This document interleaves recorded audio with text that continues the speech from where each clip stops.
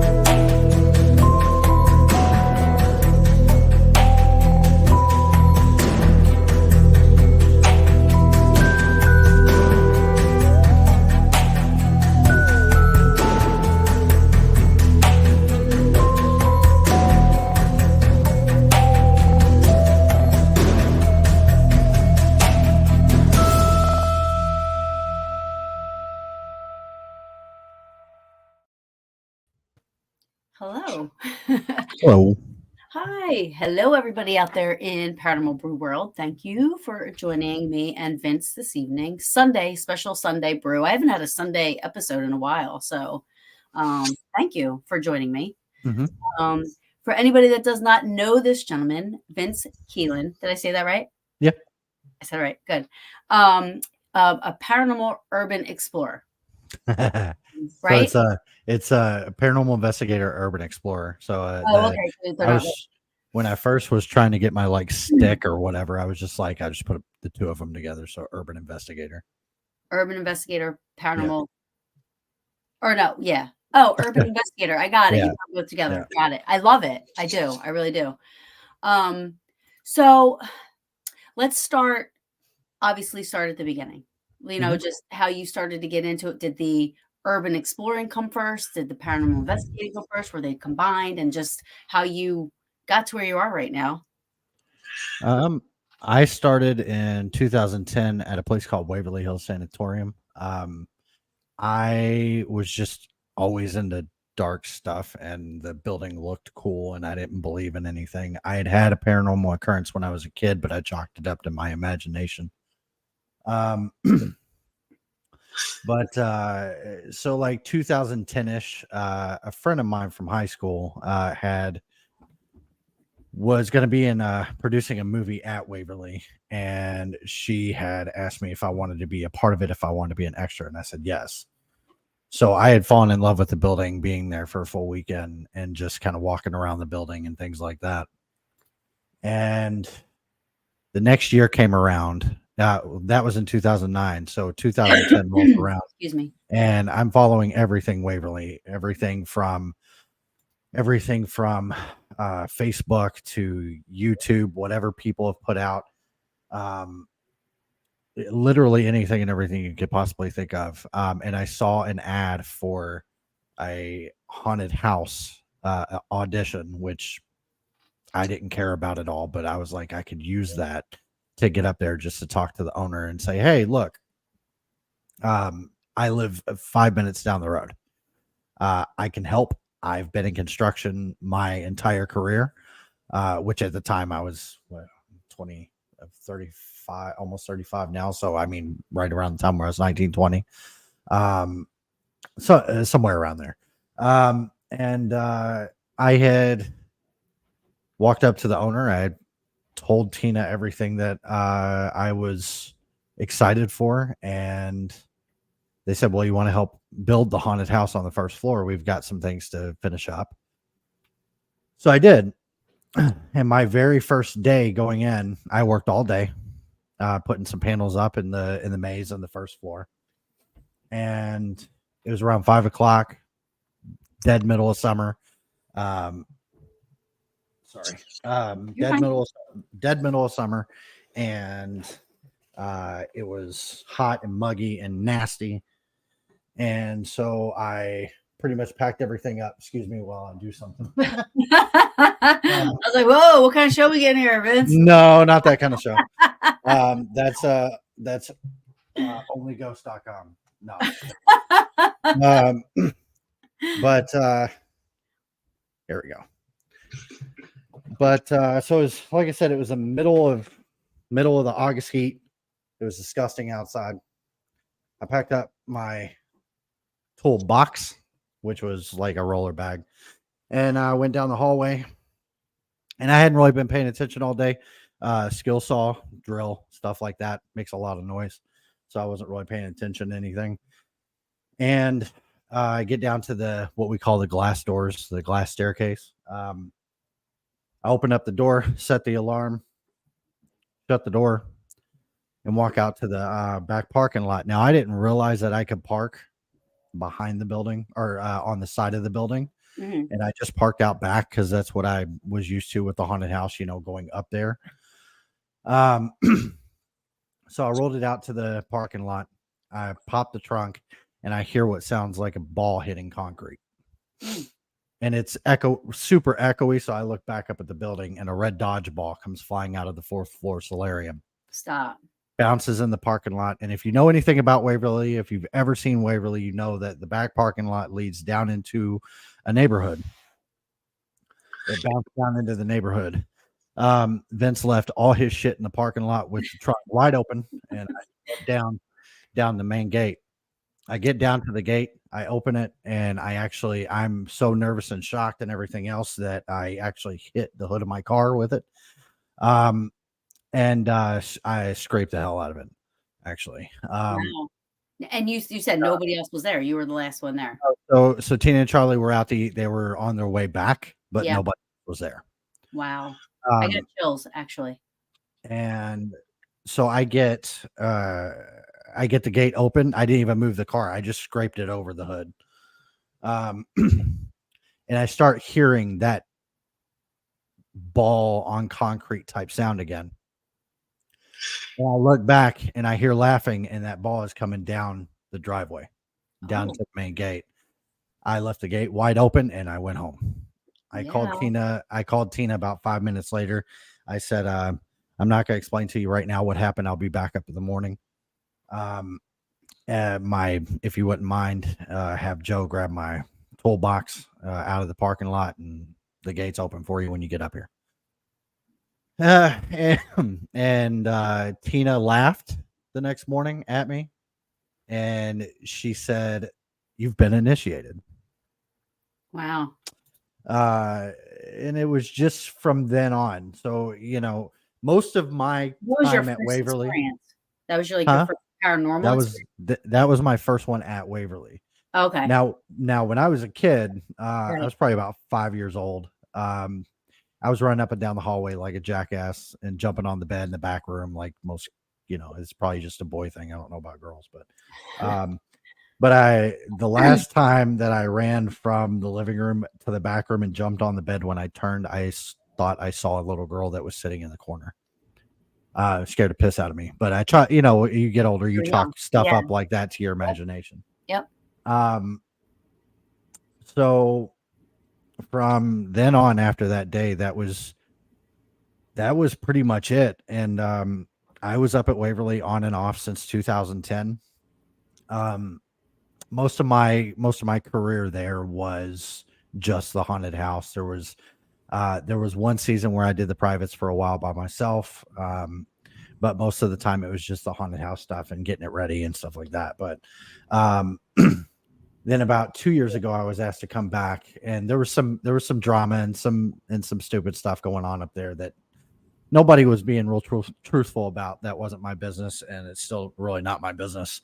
But ever since then, ever since I left, I felt like a hole in my heart, like it had been ripped from me. Yeah. So a bunch of friends and creators and stuff like that I had been friends with, upon going back to Waverly, because when I came back to Waverly, I was doing everything. And when I say everything, I mean everything. I was helping with maintenance. I was doing that three times a week. And then I was doing a lot of the times I was doing the privates almost every single day or every single night. On the weekends, I was helping give tours, doing the parking lot and all that extra stuff. Every once in a while, helping with the historical tours and doing all of their social media. So the last time I was never home. And I think that took a toll on my family as well. But but yeah, it was, and I think it's just one of those kind of things where people, they see how much you love something or someone or whatever the case, that they just kind of let you run with it, and that's exactly what they did with me. Yeah. Um, I didn't know that they were lying to me during all the drama that was going on up there, and Right. I wish I had, because if I did, I wouldn't have stayed. Right.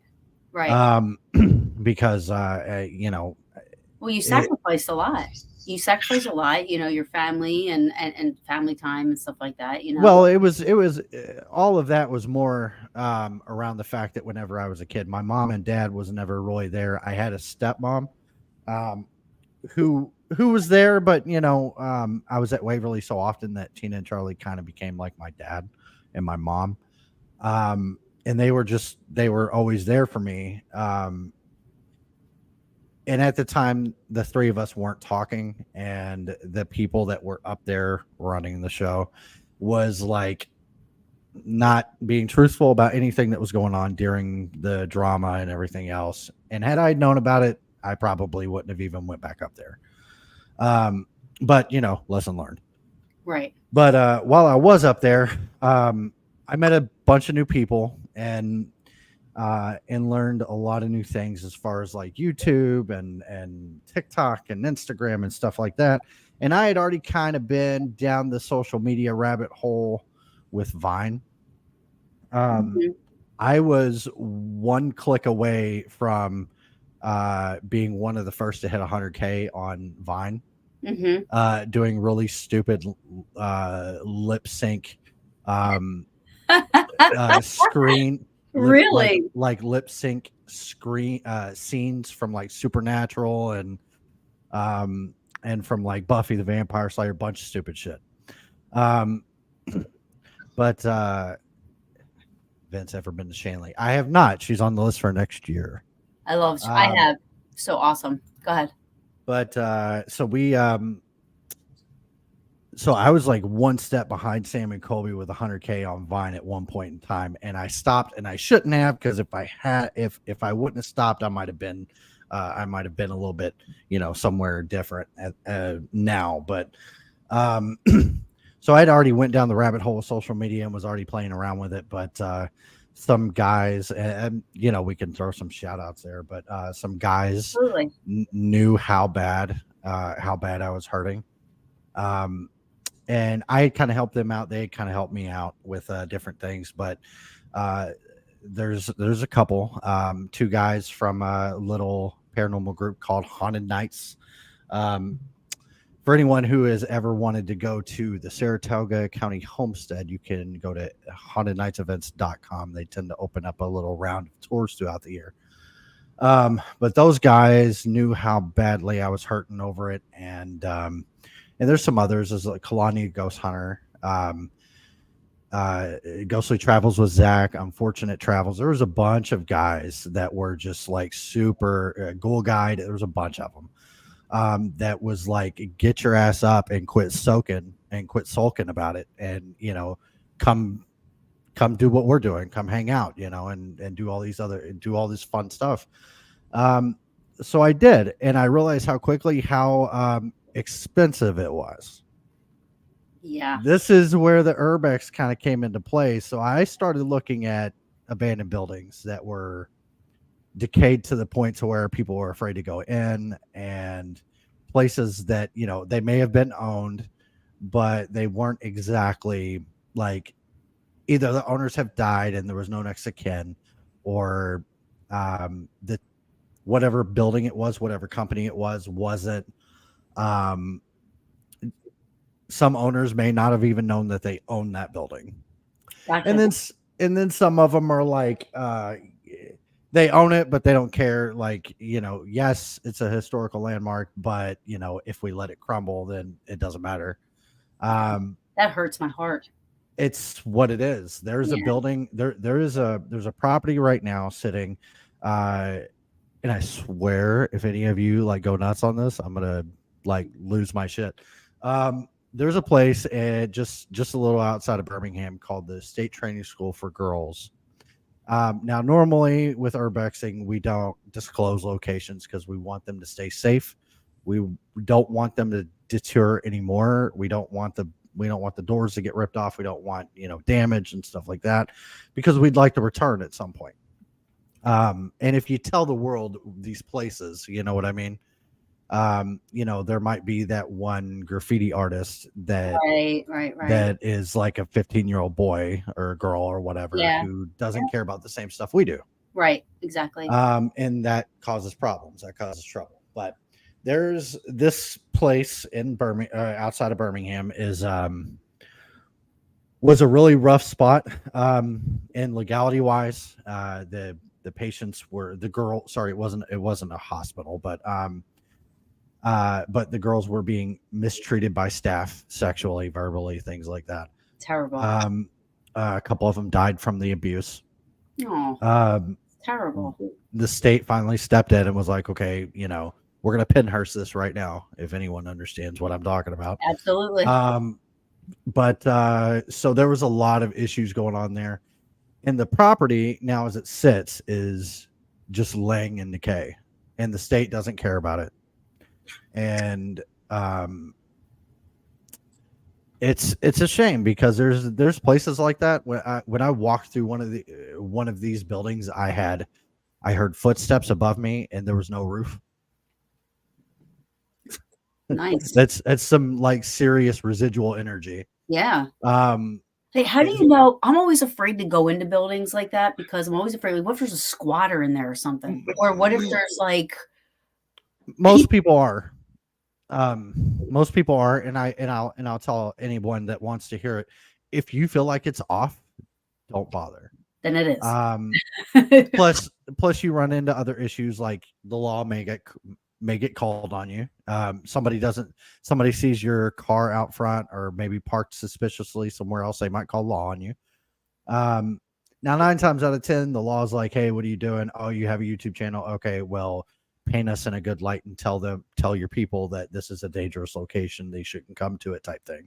Yeah. But don't come back at the same time. Right. Normally they're not going to lock you up. They're not going to hit you with a fine. But when you go to those locations, you have to be extremely cautious. I've walked in on squatters. I've walked in on meth labs. I've walked in on drug deals. I've walked in on people who look like they were going to do damage to other people. Yeah.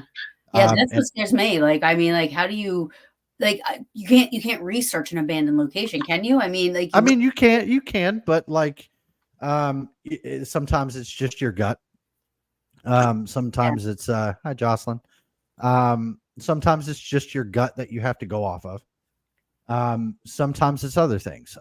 There could be a million different things that are standing in your way.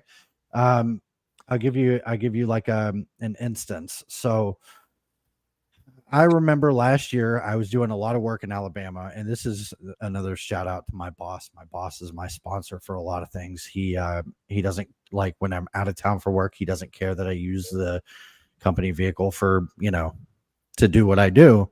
If anyone has ever been to a convention that you've seen me at, you've seen the really cool tent, you've seen the really cool, like, really cool tablecloth and stuff like that. That's compliments of RLC Networks.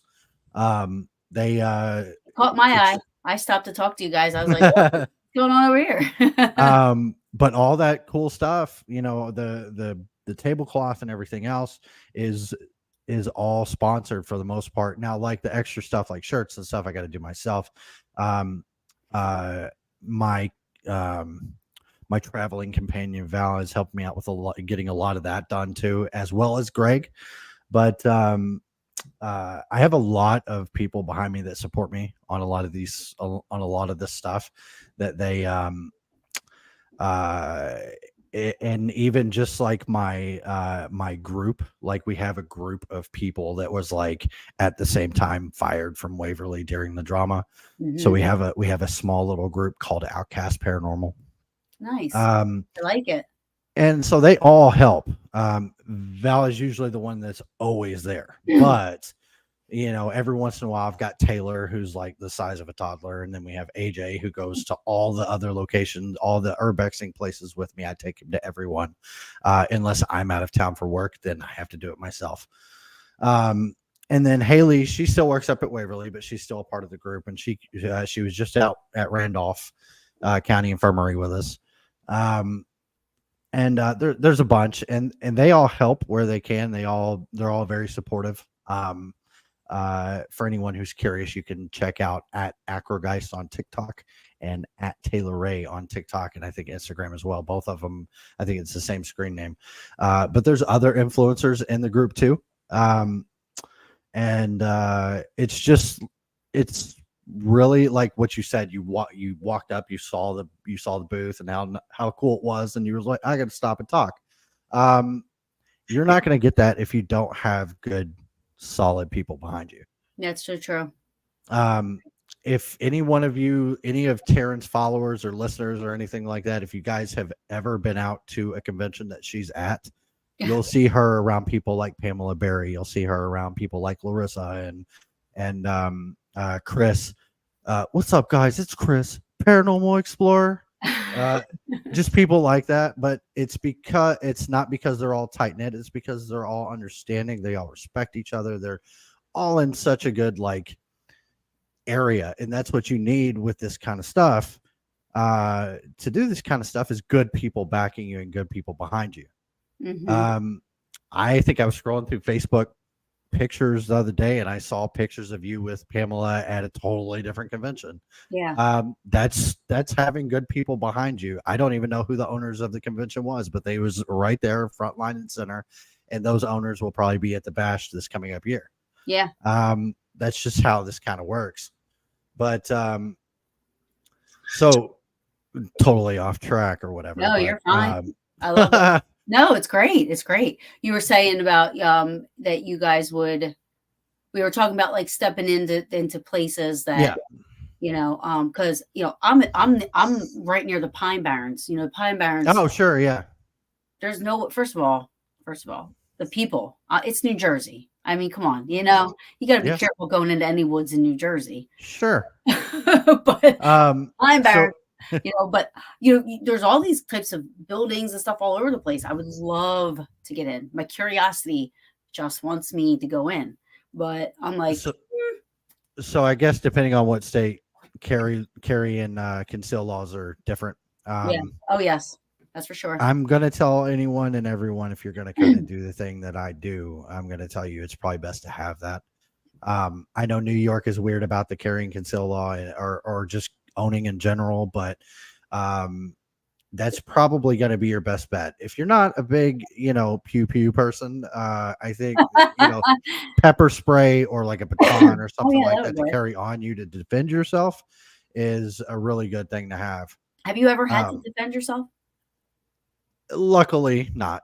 Because I mean, you said you've stepped into some situations where people will be like, well, what? So there was one when we were in Alabama for work, and on my way into Madison, Alabama, I knew of there's a road, and I actually have a video on it. It's called the Lonely Road of Alabama. You go down this road and there's 30 abandoned houses. So I took the opportunity and I was like, okay, I'm going to go do 4 of them. I'm going to film them and put them all in one video. That's cool. So I did the first one. Second one, the floor was soggy. It was gross. It was moldy, whatever. Do the third one. The floor's not there. Go to do the fourth one. And had I paid attention to the door, I would have saw that there was a little red ribbon wrapped around the door handle. But the door handle was the door was open and the hardware was busted in and everything. Upon going in, I noticed how insanely clean it was. Whole house overgrown, but the house inside was insanely clean. I started hearing banjo music coming from a cassette tape. Oh no! In the back room. Horror movie waiting to happen, Vince. I'd have been out. Yeah. No. Got the fuck out of there and got back to the car. So much so to the point to where whenever I threw my gimbal, my phone and gimbal and everything are still attached. I threw it in the car. It busted my phone and my gimbal was all out of whack for a week. You can walk into some scary stuff. This is my biggest fear. Wrong turn people. That's what I'm talking about. Yeah. So what does the red ribbon mean? Typically, I've done a little bit of research. The red ribbon typically means fuck off. For anyone Wow. who's Yeah. in layman's terms, but basically what it means in a Alabama chainsaw massacre. That sums it up, Oh, Phil. But what it means essentially is that the house is taken. If anyone's ever seen The Walking Dead, taken or claimed is the term. But that means that somebody has moved in illegally. okay. And that's where it sits at. There's no in between. There's no you could get lucky and they're not there. Maybe they left or something for something. But I've always told myself if I was to ever get so down on my ass as far as financially or whatever the case, that would be what I would do. Yeah, If I right. ever I mean, it's if brilliant. the economy is consistently pushing upwards as far as finances are concerned, and everyone's struggling right now. Absolutely. Um, Me included. I was supposed to be doing this from Ohio State Reformatory today, but finances, I got to Yeah. push to the side for a minute. But everyone's struggling, and I've always told myself if I was to ever hit that far low, that I would probably end up finding a not so fucked up house, and Right. that wasn't cared for, and I would clean it up and I would stay there as long as it took me to get on my feet. Right. um so I understand why there's people say squatters rights and stuff like that. I'd love to go in a haunted building that's occupied and then just go into a room and lock the door. Right. Squatters rights. Squatters' rights. um but yeah, so I mean, it's just it's taken or claimed, and it can be a scary situation. Yeah. I mean, walking, honestly, let's just say one thing. I had to find out how you got out of the meth lab. I mean, um walking into that situation, you'd think that people would be like, he saw, are you 5-0? um Like, freak out, like, Luckily, I walked into abandoned hospital, and I want to say it was outside Tuscaloosa, because there was one day where I did 3 different locations that were 3 hours in between, like it was a giant triangle or whatever. And I walked into one building that I did not film, obviously, for a reason. right. And walked in and saw Jesse and Heisenberg sitting there and scared the piss out of me. I jumped out of the window that I climbed into, and landed into a dumpster, jumped out, and took off. And I was just faster than they was. Oh, wow. So, They come after you. yeah, they Wow. were after me for sure. Wow. That is scary. Some of it might be a little exaggerated to scare your viewers. Don't go do what I do. You're taking up my content. So like, all right. So let's get into, so you started doing this, right? So, Mhm. so what was the first location you found that you had an experience in? As far as paranormal or just urbexing? Let's do both. Okay. So obviously down on my ass about Waverly. Um, Super low, depressed. At one point in time, I think I can consider it. Suicidal at the time. And Val and a bunch of others was like, "Get up off your ass, quit being a bitch, and let's go ghost hunt." And I was Yeah. like, "Okay," So I took off, and we went to. I had already been to one other spot other than Waverly that was kind of their sub pump ruined the night because it wouldn't stop running. But I won't dismantle that location because I need to go back after the sub pump incident. But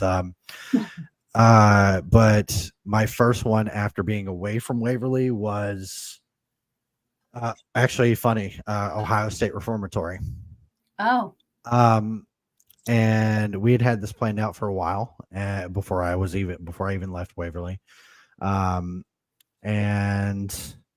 I started to feel that electricity pumping through my head again, and I started to feel the hole kind of close a little bit more. And it's a good feeling, isn't it? Yeah, it is. It is a good feeling. I and I have a bunch of people to thank for that, my kids and every, just whoever and whatever will listen. One second. Yes. What? No, I don't. I have no idea. You're supposed to be in bed. Go to bed. Go to bed. Thank you. No. Leave my stuff alone. Go away. Love you. Go to bed. Bye. Kids. Thanks, my kids. What? It was funny. I was on the road yesterday, and he was calling me, or the day before he called me like 4 times on the way to a location, and I was like, dude, I'll call you when I get there. And he was just like, well, I really want to stay the night. And I'm just like, dude, I'll call you when I get to the place. He just turned 13, so he's and yeah, I say no more. Yeah. But that's my dude. I love him to death. He keeps jumping into my lives, and I keep telling him, I need you to not say anything when you jump in, because your screen name is Son Investigator, and I don't want people to like start going nuts on you. But yeah, so Ohio State turned into Pennhurst Asylum. Or not to twist anybody's bones, Pennhurst State School and Hospital. I love Pennhurst. Pennhurst scared the shit out of me. And I've been scared at Waverly before, but I didn't think I'd get scared anywhere else. Pennhurst scared the shit out of me. Yeah.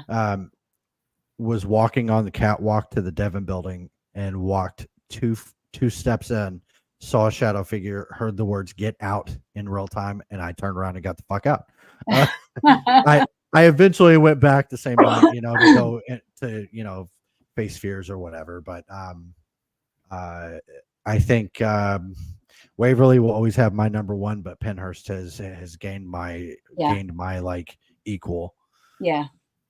But I had a draw to Pennhurst, and before I ever went, and I finally went.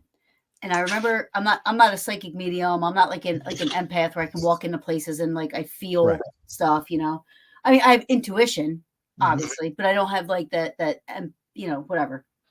And I got there, and I'll talk quickly. But I felt punch drunk, and I felt goofy, giddy, and I had to step outside. I did, and then I felt a little bit better. Went back in, same thing. 6 months later, I meet family through ancestry.com from Georgia, this and that. They saw that they started following me on Facebook and this, that, and so I went to Pennhurst, and I get a message from my cousin that says, we had a cousin that was a resident in Pennhurst until he was 18. Wow. Said, really? In 78, they transferred him to Hamburg State Hospital. Hamburg, where's that? In Pennsylvania. I think it's right near, and it actually is up for sale. Is it? I was going to say, is it abandoned? Yes, it is. Well, listen, if you go there, ride along. I hear you. I hear you. I want to do it. I want to try, but I only do it with somebody that knows what they're doing. Oh, sure. I mean, you got to keep up, though. Oh, I will. 6 brothers. I will. Oh, there you go. Okay. All right. So I digress. Go ahead. So Pennhurst, you said Pennhurst scared you. Pennhurst scared me. And then I think I counted last year or a little bit the disembodied screams at Pennhurst. I've heard it. Dude. I have heard it. I heard it. Bitney. It's it. So funny seeing all my friends chime in over there. It's awesome. I heard this scream. I heard a scream at Pennhurst. Yeah. It's wild. I call them psych screams. Psych screams. That's what they sound like to me. They sound like they sound like psych screams, It's wild. I think I counted like 3 months ago, and since Waverly, I've been to like well over 250 locations. Wow. And that's just in a year. That's insane. Now, Um, are most of these like, how do you find these places to go? Google Maps, Oh, Google World. Um, there's certain Reddit pages that you have to be accepted into by someone who's already a part of it. uh-huh. And they Um, share locations and stuff yep, and say, "Hey, I've yep. been." But you have to you have to be super trustworthy, and somebody that's already in that Reddit page has to like invite you to, and it's very, most of them are very like, there's not a lot of people in those places, in those Reddit pages, maybe 10, maybe 15, Well, yeah, because the urbex community doesn't trust civilians. right. Not to say Well, that yeah, they're any because of what different, but the exact reason you said that you to preserve the location, even though it yeah, is falling down, you don't want it to get worse by somebody that doesn't appreciate what you do yep. and why you do it. What's the coolest place you ever like, you walked in, like, I see videos sometimes because I literally am a closet urbex, like, I wanna be an urbex, Right. right? Yeah. You know? So I watch all these videos and stuff, and I saw one time where a guy found, like, a mansion with, like, all the furniture and stuff still in it, like, it's just Hmm. I mean, they really exist? Oh yeah. I couldn't Yeah. even And brain around it. I haven't had the pleasure, like I've been to more than a couple that still have furniture and stuff like that inside, but not to the point to where it was like recently foreclosed or recently abandoned, whatever the case is. um but yeah, so there's a guy who I take a lot of incentive, and a lot of like, he's sort of kind of like my, he doesn't even know I exist, but he's like my mentor, like for filming and storylines. That's why whenever you go on my TikTok or my Facebook or whatever, you'll see most of my reels are all stories. Or it's historic about the locations or whatever the case. Um but so I take a lot of my inspiration from a YouTuber online called Jeremy Explores. um you won't find someone who tells a better story. um the guy is He's just like me, or I'm just like him in a sense, because he's older, I'm sure. But he'll walk into a place, just a random place, and I've been to one place that he has been to, just one so far. I got to find some of the other ones. Um, but he'll walk into a place, and just for instance, like we'll say this one's from like 78. It's a soda can from 78, and he'll be like, guys, this can has been sitting here for over 20 years. I know, it's Almost like no one's touched it. There's dust in a ring. And I mean, it's just like yeah, he'll like seduce you into it. And yeah. he's like, and a lot of my like walkthrough videos, like I am trying to do some more ghost hunting videos, because I go to all these places to go ghost hunt, and 90% of the time my videos are walkthroughs. Like I want to show people the place. Yes. um but so I've been trying to do a little bit more ghost hunting.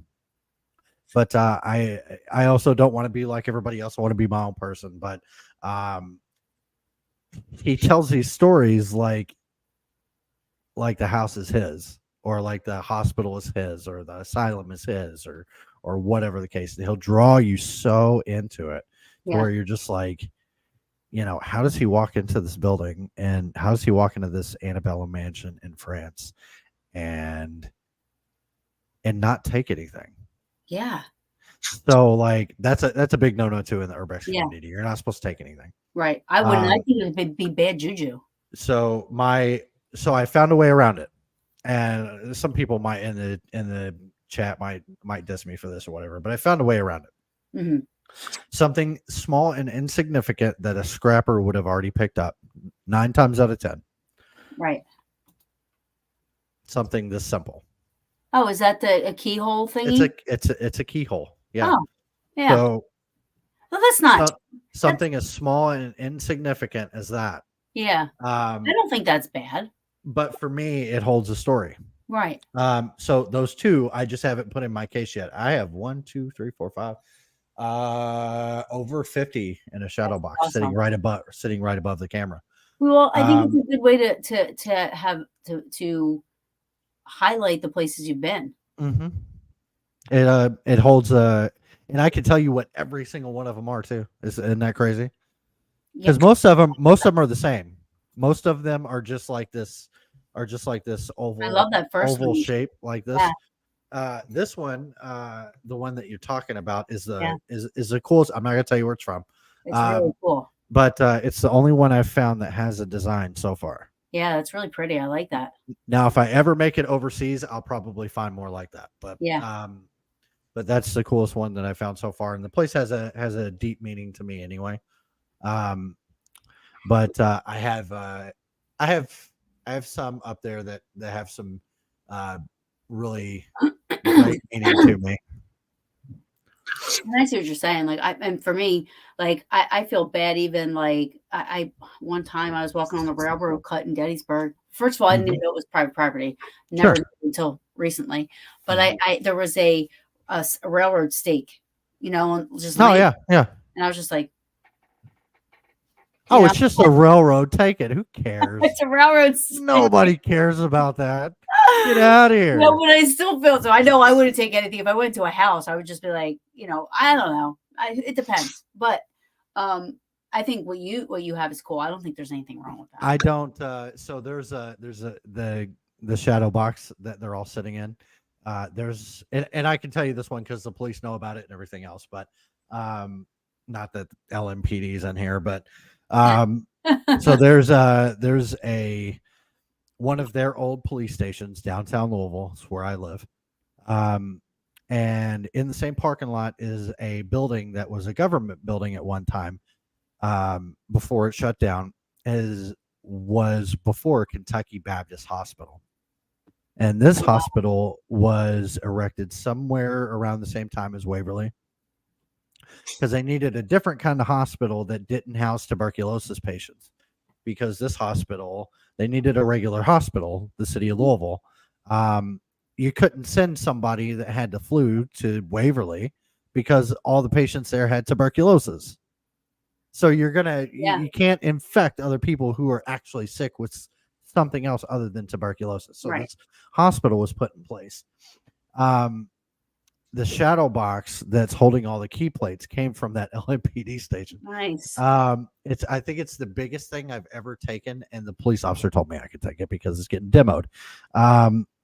But he told me some really cool stuff about that place too. There's a tunnel. You can't get into Kentucky Baptist from that side. You have to go into the LMPD station, and then there's a tunnel that goes underneath the parking lot and So cool. into Kentucky Baptist. So another explanation as to like getting activity and stuff at places that you're just urbexing you didn't know was haunted or didn't even know what it was to begin with. We didn't know that Kentucky Baptist was a hospital. We thought it was just the government center because that's what we've always known it to be here in Louisville. Right. So we're walking, me and AJ, the guy I always take with me. We're walking down the hallway and we see this guy down the hallway, and he just walks into a room. And we're like, hey, like we want to let whoever is here, let them know that we're here. We don't mean any harm. We don't mean any danger, whatever. They could be doing the same thing we're doing. We Now get over to the room. you're in the tunnel or you're in No, I'm in the hospital itself. Okay, so you're already there. Okay. So we walk down the hallway. We walk into the room that he walked into. Nobody there. Stop. It's broad daylight. The windows are there's light everywhere. So we get out of there and we go out front in between the two buildings, and we start taking drone shots. I'm a fiend for a good drone shot. And you can ask anybody who watches my stuff. If I could, I would film everything with my drone. Yeah. But so we're outside, we're taking drone shots. These buildings are massive, whatever the case. And Rent-A-Cop pulls up and he blocks us in. Eek. So he stays there. He doesn't walk up to us. We finish taking our drone shots. We put everything up. We get in the car and we head his way because it's the only way out. He gets out of the car. He comes over. He goes, "You stand right there." We were like, okay. So cops show up, whatever, and we get out of the car. He gets out of his truck and he's like, you need to arrest those guys. They were in there causing mayhem and ruckus and da da da da da. And he goes, we were watching the trail cameras inside. They weren't doing anything wrong. I was like, Nice. he was like, if my eyes don't deceive me, the guy was walking around filming. Right. He was like, go over there and talk to my deputy and I'll handle this. So he starts talking to us. He's like, what do you guys do? Are you YouTubers? Are you TikTokers? Whatever. And we kind of tell what we do and, love for the buildings and stuff. And he goes, he just kind of looked back at the guy and to make sure he wasn't looking. He goes, that was a hospital, right? And we were like, what? And he goes, and the tunnel you had to get into it through? And we were like, yeah. He goes, there's 6 other tunnels underneath that tunnel. Oh, wow. And we're like, what? And he was like, so back in the day, they used to, during Prohibition, so these tunnels are flooded with water on purpose. The tunnel that leads from LMPD to Kentucky Baptist has no water in it. But when it rains, water goes up into it. So he was like, we don't want you in there because, we've had homeless people drown in there because they fall asleep. The water rises and they're stuck. Yeah. So we don't want you to get hurt or whatever. But yeah, they would barrel the whiskey and they put them in those tunnels and let them naturally float down to the riverside. If anyone knows anything about the Ohio River, they would just naturally float down and then ships be down there to illegally pick them up and take them where they needed to go. It's really cool. Yeah, it was a wild story. They did that, Oh yeah, no, the guy was great. He was just like he same thing as usual. Paint LMPD in a good light. They've had a rough couple of years, whatever, and especially with the recent stuff. They had a protest for Black Lives Matter and stuff like that, and all sides had it insanely rough, so they was like, just tell people don't come down here, it's dangerous and you could get hurt and things like that. So that's exactly what I did. Yeah. But the guy was the guy was the police officer or whatever. He was like just paint us in a good light. I was like, I'll do what I can. Mm-hmm. Just relax a little bit. But he was super cool or whatever. He told the rent-a-cop to piss off or whatever. He was like, don't call us down here for this again. This is bullshit. Yeah.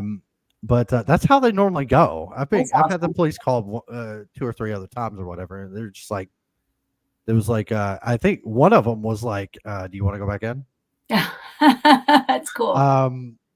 There was one that was really funny. So for any of the viewers or anybody in the chat, if you ever go to Gary, Indiana, I know you're afraid, and I know all of you are afraid of Gary. And I'm going to tell you now, I'm going to give you a little, for anyone who wants to do what I do, Gary is a great place to start. Gary has dropped off of the top 10 most violent cities in the U.S. They're no longer on the list. Their population is extremely down, and that's why. There were homeless people living in the bigger buildings, but urbexers, ghost hunters, YouTubers have all not kicked them out, but they got tired of getting run up on. So they've all moved into the houses, into the abandoned houses, because we don't care about those. We don't care about the small houses, Mm-hmm. So we pull up. It's me, Val, AJ, and I think AJ's wife, Ashley. We all pull up to St. Mary's Mercy Hospital in Gary. Not knowing anything about it, the local police station had apparently went up in flames years before, so they needed a new building. They cut the building in half.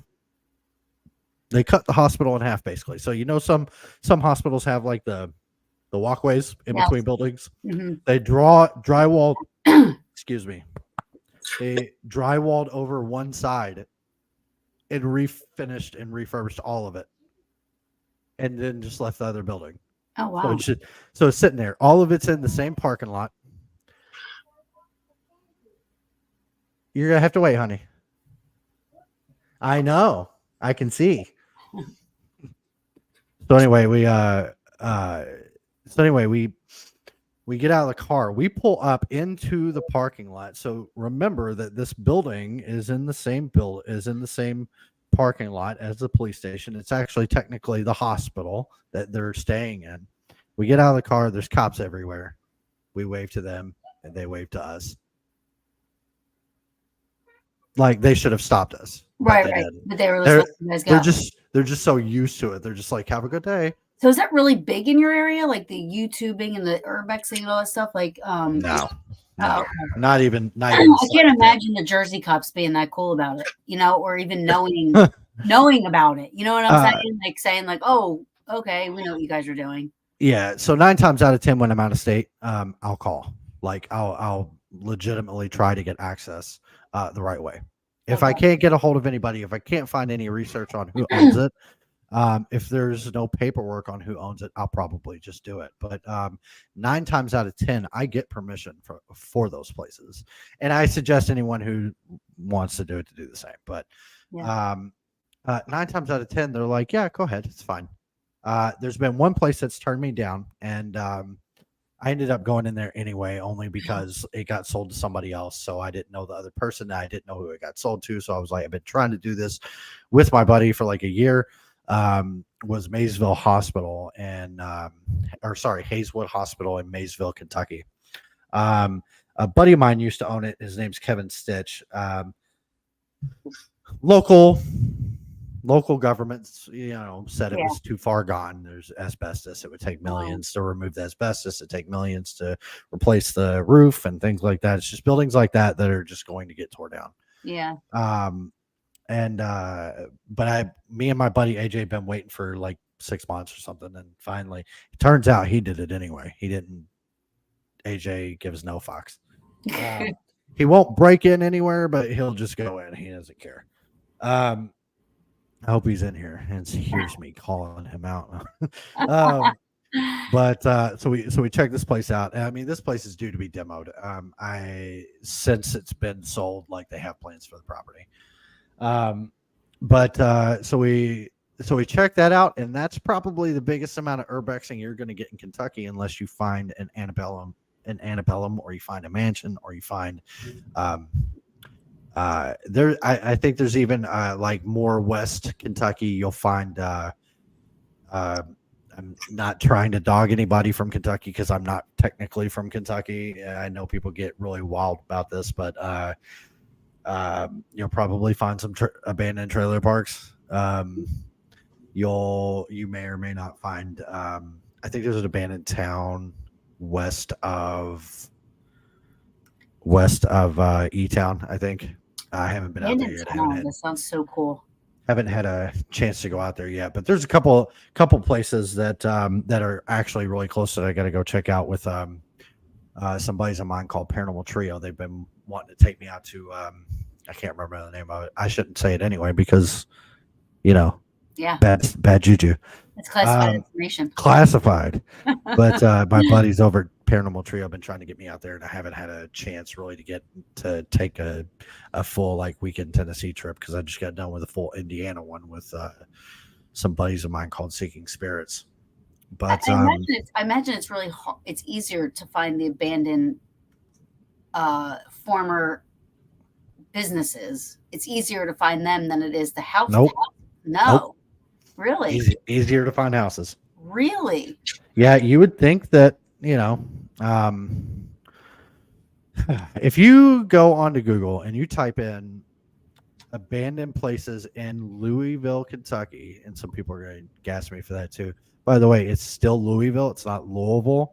I say it all the time, though. It's so funny that you said that because I watch college football now, and every time they bring up, I always go Louisville. After they always say it, yeah. I always say Yeah, so Louisville was named after Louis the 16th, for anyone who's actually curious. That includes Ohio, Wyoming, and Michigan. So drink your PBR and sit on the back of your tailgate.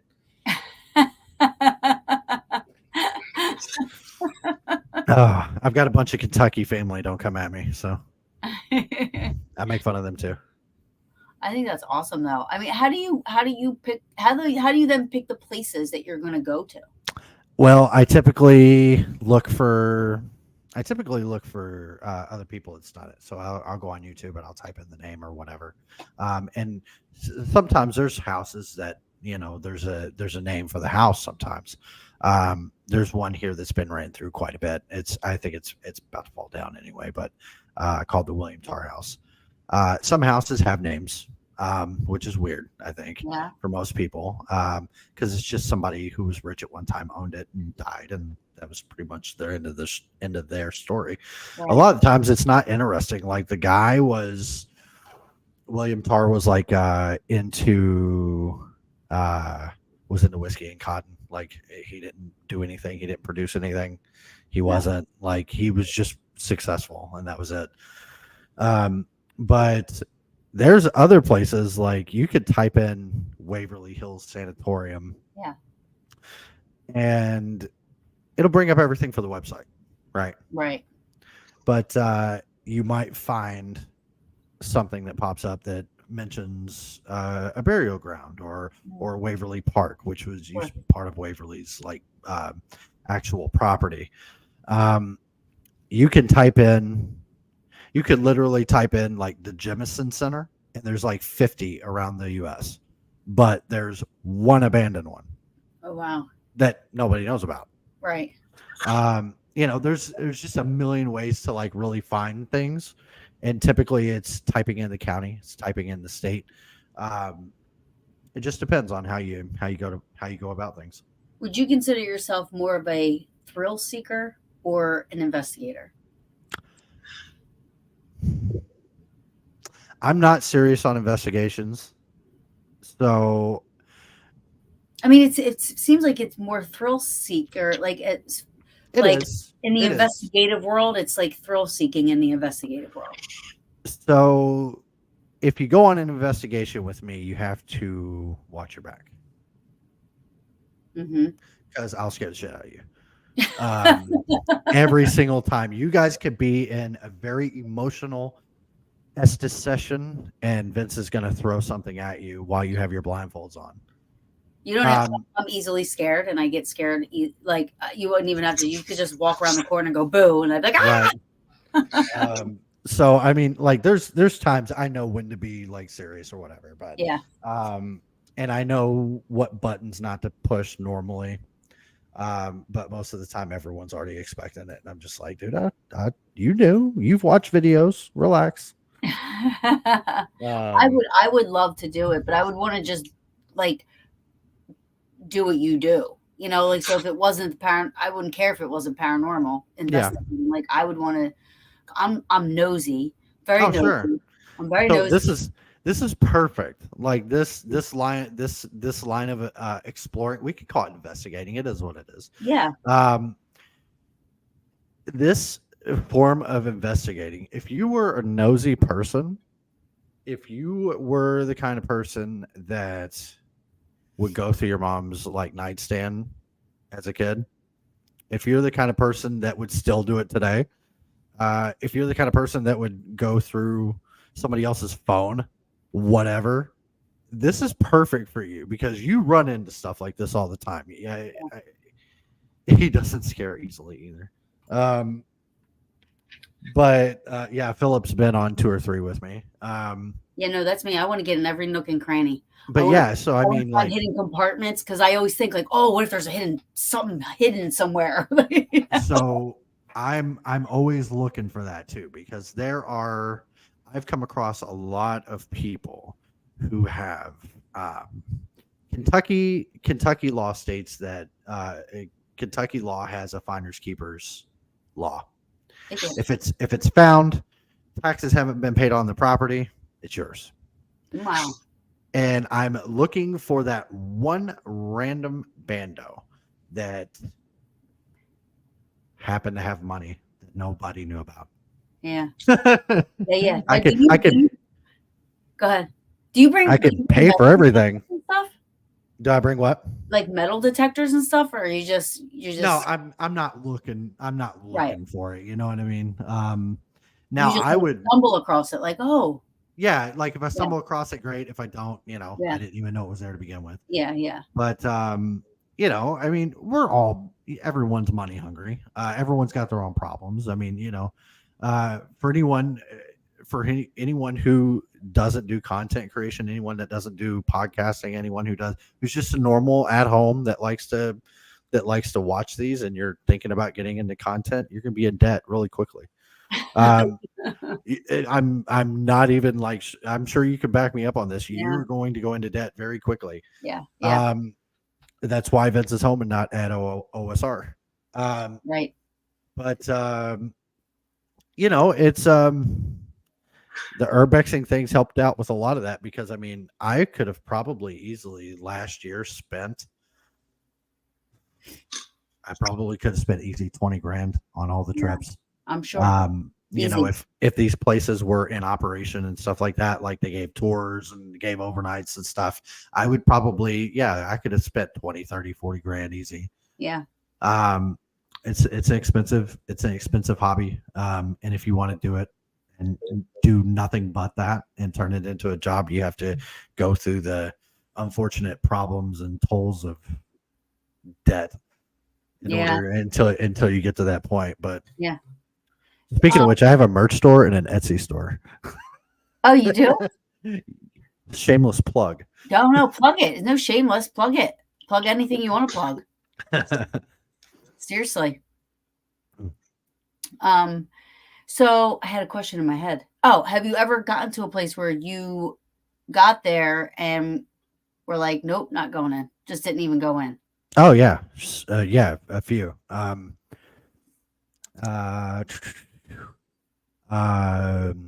God, what was it? Tallahassee, Florida. Obviously a lot of these places got hit by a hurricane the last 2 years. Mm-hmm. A lot of these places are just really done in. I had a chance. There's a hospital in Tallahassee that got it knocked the fuck out. Excuse my language. It just got rocked by the hurricane. Just like you can walk up to it and there's plenty of windows broken, but as soon as you look in, there's snakes. Oh, everywhere. Snakes. Like if you've ever seen Anaconda, 50 times that. Oh yeah, no, I wouldn't go in either. Oh, dude, I scared. Yeah, scared the living piss out of me. That's cool. No, it wasn't. Well, I mean, like, it's cool that, at least you, I mean, I've seen some where people don't even look before they go in. They just go in.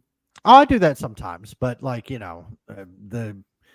can't help but to look because you're literally walking into a window. Yeah.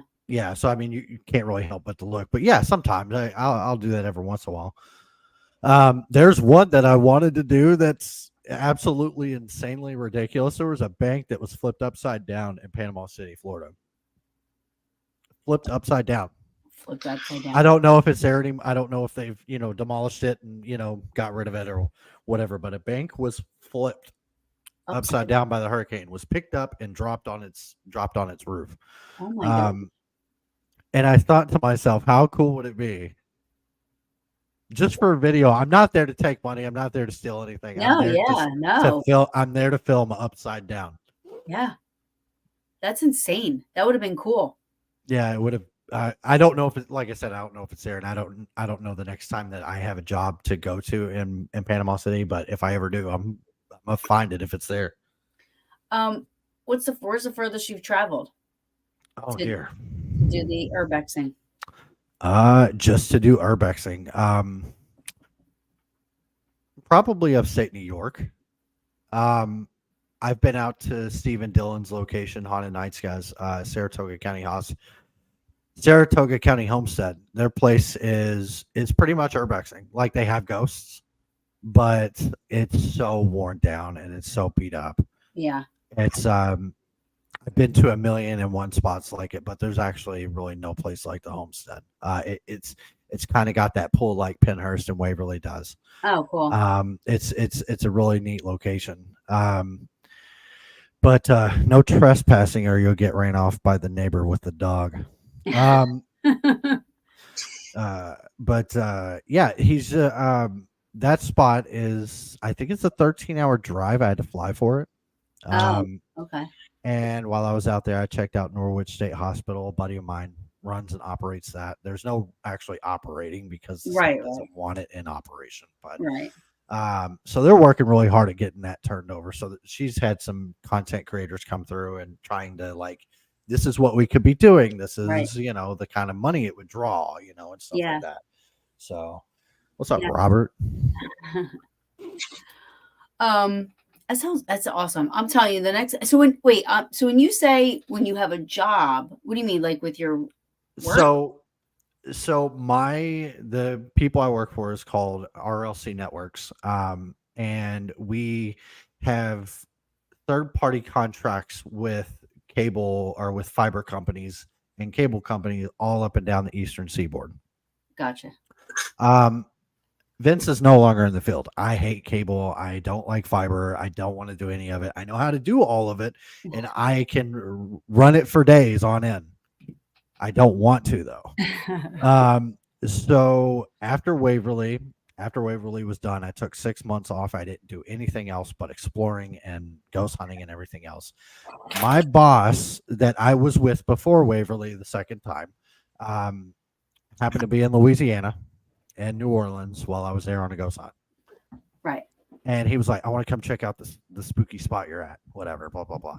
So he came out, we were talking, and he was like, I saw that you wrapped up at Waverly. I was like, yeah. And he's always been so kind and generous and caring and everything else. He's always taking care of me. And so at that point in time, he was like, well, I'll be home Monday or whatever. He lives in Lexington. I live in Louisville. He was like, I'll be home Monday. And I was like, I'll be home Monday. And he was like, come out to the shop and let's talk. I was like, okay, cool. So it turned into a, hey, Vince, go do this. Go swap out this car. Go swap out this truck. Take this car down to Eric in Tallahassee. Take this car up Gotcha. to, whatever. So it's just kind of like, it's bitch work, but he pays me well and he treats me good. And And you get to um, do some investigating, yeah, which is awesome. he's insanely supportive. That's awesome. Yeah. That's awesome. So it's normal work, but it's more bitch work than anything. But No, but it gets you to some of the places that it you does. can get into, which is awesome. Insanely fortunate job to have. Yes, especially for what you do. You Yeah. know. So before we go, because I've already had you forever. Oh man, you have, haven't you? I could talk your fucking ear off, dude. You don't do a lot of paranormal investigating. It's more of I do. No, I do. Oh, okay. No, I mean, I not that do. there's It's anything just wrong with it. I still think what you do is awesome and cool. And my God, I love the whole urbex thing for sure. yeah. No, It's something I've got like people don't really do, but I've got like 7 cases of paranormal equipment. You wouldn't even. It's ridiculous. do you bring that stuff with you? Yeah. You do? Not to the urbexing stuff. Like, I'll take it with me if I know that there's some place that's close. Like, I'll go on like a public overnight or something. I think the last time I did that was maybe Trans Allegheny. But so when you go to the places, though, aren't you going like because are you hoping that there might be something there too, or are you more just doing the exploring? No, not necessarily. So I mean, I'll look up stuff. A week prior because I know I'm going in a week, and I'll look up the area, and I'll be like, okay, so we're gonna go to Wilbur, Pennsylvania. What's out there? We've got Grand Midway Hotel. Then you've got Crescent Sanatorium, which is no longer a thing, unfortunately. We've got Gettysburg. We've got we've got Pennhurst. We've got all these amazing places. They're all going to cost me a fuckload of money. What can I find that's not going to cost me that money? I'm probably going to go to Pennhurst every single time I go to Pennsylvania anyway. But even if it's just to walk outside and be like, "Hi, Jim," and then leave. Gettysburg. You could go to Gettysburg and walk around and. Yeah. I mean, that's also a nice. I think a goal for next year is to get in tight with somebody that won't find me to go on the battlefield at night. I heard recently that, and I know we're talking about money, but you can pay to be on the battlefield at night. I just found out. No way. Yes, I haven't looked into it yet, but that is next on my list because I had no idea I didn't that know that either. you It's can do last that. time I heard it was a 10 grand. It was 3 nights in jail and a 10 grand, 10K fine. Yeah. Yep. Yeah, they don't mess around. Those park rangers do not mess around with that Yeah. place. But I mean, they give you they're cool. I mean, if you're supposed to be out of the park at a certain time, Yeah. they'll pull up behind you and they'll just sit there with their lights on and stuff, like just waiting for you. Yeah. I'm imagining if it goes too long, they're going to start to make a fuss Sure. about it. But that's only happened to me once because I try to be very respectful, Yeah. of the rules and the regulations out there. But yeah, it's not bad. It's not really a bad place to go or that expensive if Oh, you can, yeah. But yeah, I don't even know where we were going with that. We were talking about. When the kid we talk about Gettysburg, it's over. I know. when the kids are out of school, I'm everything's around there. Like there's so many locations. Were you gonna say I'm moving there? Yeah, I know. absolutely. When the kids are gone, yeah. When the kids are out of the house and yeah, I'm gone. Absolutely. You have so many. Like, yeah, I have a couple of locations out here that are like close. Like we have Waverly, and then everything is like up north, or the urbexing is down south. You have Savannah, Georgia, all that kind of stuff. That's real nice and dandy and everything. But if I was to move to Gettysburg, I've got literally 7 to 8 to somewhere like 10 locations just in PA alone. Then you have everything in New York. You have everything in Ohio that's right next door. Fairfield, Madison, ISS is in North Indiana. There's a million and one places that just wraps around there, and I can just do that for the rest of my time. Yeah. Yep. Well, I have the coordinates tattooed on my arm. That's where I'm moving. Oh, that's cool. Very, very cool. I'm gonna have my own Gettysburg address. Mine is the Waverly logo is on the back of my ear. Oh, really? Yeah. It's sad that to be so connected with a place and then. I was just literally there this past weekend.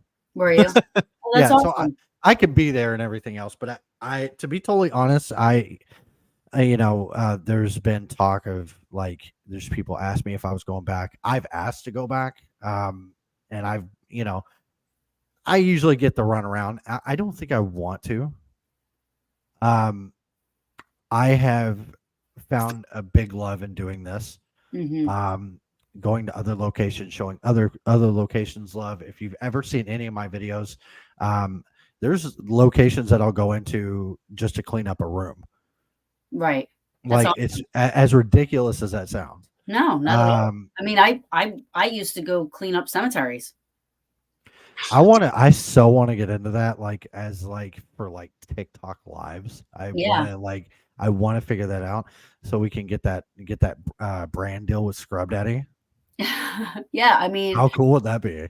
Yeah, it's definitely it's rewarding at the end of the day. You feel like you're sure. You're paying your respects and everything like that. But the one thing I don't get with the headstone cleaning is clean it, but why don't you run like ink into the like some of the old tombstones you can't read unless you take a piece of paper and there's certain chemicals and stuff like that you can and can't use. You have to know the right stone it is and this and that, because some of it you can use on some, and then there's some that would destroy, what I mean, because of the type of a chemical it is. You got to be careful about what you put on them, especially the older you go. Mm-hmm. But it's definitely a rewarding job. Yeah. So tell everybody where they can find you. Tell your websites, what you got coming up, what you got going on. I want everybody to be able to, go follow, share, and sure, subscribe and all that good stuff to your stuff. So you can find, I have a personal Facebook, which I'm about ready to start not posting to, because I have another page that I'll be posting to here soon. That'll be in my link tree. I've already started putting some reels up over there, but you can find me at the Urban Investigator pretty much everywhere. I think Twitter has to be Investiga. But the urbaninvestigator.com has every single thing from the Etsy store to the merch store to everything. I'm just typing it in the comments. Go ahead. Okay. But yeah, so everything is there. Urban Investigator. I hope I spelled that right. The urbaninvestigator.com. Oh, balls. Ah, I knew it was coming. I really thought it would be an easy, like, little thing, It really is. I'm making it complicated. Well, no, it's not just you. Everybody, there's a lot of people that are like, no. I had someone call me the Urbex investigator, paranormal something or another. I was like, what are you talking about? There, right? Yep, that's it. urbaninvestigator.com. Mm-hmm. That's awesome. Yeah, I'm happy that you came on because, like I said, this is something that I literally like. I'm like a closet junkie for. Well, I mean, you were super nice to me at Gettysburg, and Kyle was like, dude, you got to check this person out, and you guys just did the magazine, which that was super dope. I hope one day I get a call for that one. But I mean, y'all are awesome, and you just keep plugging away at everything. You don't stop, and I mean, that's me in a nutshell. And yeah, shit or get off the pot kind of thing for me. Always I'm always ready to go. Yeah. And that's just my style. It might be years of verbal abuse from my dad as to why I'm that way, but yeah. But yeah, I'm a shit piss or get off the kind of guy. So I'm always rearing and ready to go. Well, I promise if you come this way, or next time you're in PA, maybe I can just tag along and I would love to really see it live, and see what goes down. We'll figure out a location for sure. Yeah, absolutely. I would love to. Yeah. But my first time, you might have to just, ease you into it. Yeah, Yeah. Be well behind my ears, but right, yeah. Woosah. But I definitely want to try it. I want to do it. I want to see if it really is, Sure. When I watch your videos and stuff, I'm like, oh my God. It's like, how do I say this respectfully without it not sounding bad? But it's almost like soft porn, but not. You know what I mean? Oh no. You're like, oh, I love this. This is cool. I want to do it. But I appreciate what you do. Onlyghost.com/Taryn. But yeah, I do. Thank you for coming on. I appreciate it. It was a blast. I love what you do. I can't never stop running my mouth. So I mean, the podcast things work for me very well. Jim Harold couldn't shut me up. So I mean, I have fun with podcasts, and if you get me talking, I won't shut up. So oh, hey, listen, I don't have a time limit. Just I know you it's over the hour that I said, but sure, yeah, no, we've had fun. It was cool. Yeah, and do you have anything coming up that you want people to check out? So I am changing up a little bit here soon. Last year I was doing weekly videos on YouTube. So this year I'm not slowing down, but I'm concentrating more on short form videos for TikTok, Instagram, Facebook, things like that. And I will be doing one video a month on YouTube. So where you'll get a video every day, every other day on all the other platforms, you'll get one a month. And this is to grow my I want to grow my quality. I want to grow how I'm doing things, because a lot of the times I'm just throwing shit together and throwing it into the YouTube queue, and it's not. And I'll go back and watch a video and be like, I fucking hate this. Yeah, no. And I don't want to hate any video that I put out. Right. So every day, at least every other day, you'll get a video from me on every single platform. But you will only get a long form video from me on YouTube once a month for the next year. Cool. So, yeah. But, people that don't do this either, they don't realize, and I don't do I'm not going to locations. I just started recently doing my show live at locations and Yeah. then make an investigation. You know what I mean? But normally I don't do that.